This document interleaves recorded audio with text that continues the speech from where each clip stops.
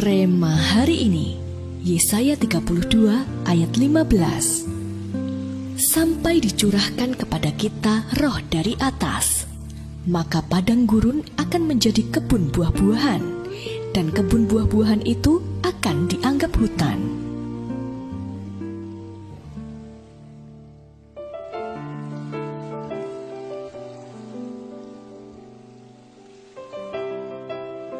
Suatu hari, seorang guru sains memberi tugas kepada murid-muridnya untuk menanam biji-bijian. Semua murid begitu bersemangat dan antusias. Ada yang menanam biji kecambah, biji bunga, dan sebagainya.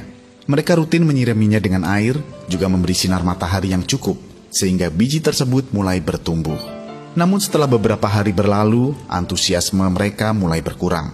Hingga suatu hari, ketika mereka melihat tanaman mereka kembali, tanaman tersebut sudah mengering dan layu. Air sangat dibutuhkan oleh tanaman. Manfaatnya antara lain untuk mengisi cairan tubuh tanaman sebagai pelarut unsur hara di dalam tanah yang menjadi makanan bagi tumbuhan.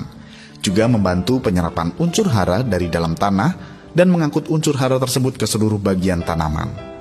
Sekalipun tanaman tersebut sering diberi pupuk dan diberi sinar matahari yang cukup, semua itu akan sia-sia kalau tanaman kekurangan air.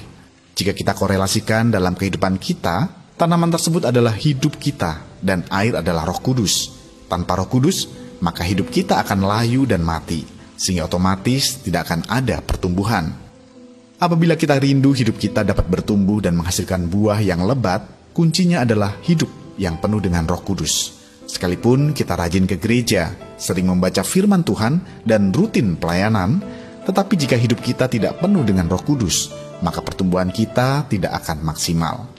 Roh Kuduslah yang akan membantu kita dalam memahami dan melakukan firman Tuhan. Roh Kudus pula yang memberi kita kekuatan, serta menuntun kita dalam menjalani hari-hari kita. Bahkan Roh Kudus juga yang akan memberikan kita tuntunan, sehingga setiap langkah kita tidak akan salah. Jika kita rindu senantiasa menjadi berkat, maka ambillah komitmen untuk hidup penuh dengan Roh Kudus, sehingga hidup kita tidak akan stagnan. Justru kita akan bertumbuh dan berbuah lebat bagi kerajaan Allah. Melalui hidup kita, nama Tuhan akan semakin dimuliakan dan banyak jiwa akan diselamatkan.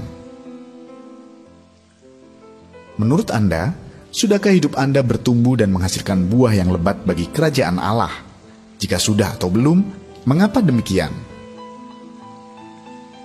Menurut Anda, mengapa kepenuhan Roh Kudus menjadi kunci agar hidup kita dapat berbuah lebat? Langkah-langkah apa yang akan Anda lakukan agar hidup Anda penuh dengan Roh Kudus sehingga dapat menghasilkan buah yang lebat? Tuliskan.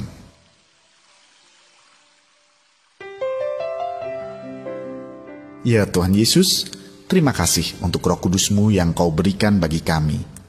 Tanpa Roh Kudus, kami tidak akan sanggup melewati semuanya. Oleh karena itu, kami rindu agar Roh-Mu senantiasa memenuhi hidup kami, sehingga hidup kami menghasilkan buah yang lebat bagi kemuliaan nama-Mu.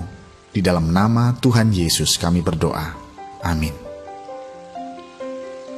Rahasia pertama untuk berbuah lebat adalah kepenuhan Roh Kudus.